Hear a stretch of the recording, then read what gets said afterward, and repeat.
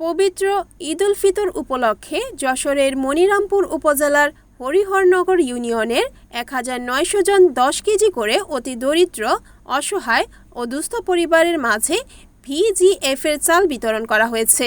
VGF চাল বিতরণ কার্যক্রমের উদ্বোধন করেন ইউনিয়ন পরিষদের চেয়ারম্যান আব্দুর রাজ্জাক বিশ্বাস। সোমবার সকালে উপজেলার হরিহর ইউনিয়ন পরিষদে গরিব, দরিদ্র, অসহায় ও ক্ষতিগ্রস্তদের মাঝে ভিজিএফ এর চাল বিতরণ করা হয়।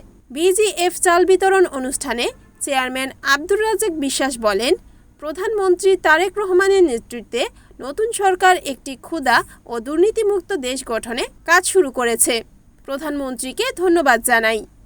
এ সময় তদারকি কর্মকর্তা দর্পণ বিশ্বাসের উপস্থিতিতে চাল বিতরণকালে উপস্থিত ছিলেন প্রশাসনিক কর্মকর্তা শারমিন সুলতানা, ইউপি সদস্য নুরুজ্জামান, মোহাম্মদ খলিলুর রহমান, মনসুর আলী, আলী কদর, জাহাঙ্গীর আলম, রেজাউল করিম, বিএনপির প্রতিনিধির পক্ষে ইউনিয়ন বিএনপির সভাপতি রবিউল ইসলাম, জামায়াতে ইসলামীর পক্ষে ইউনিয়ন জামায়াতে আমির নূর মোহাম্মদ সহ স্থানীয় জনপ্রতিনিধি, বিএনপির নেতৃবৃন্দ সহ গণ্যমান্য ব্যক্তিবর্গ।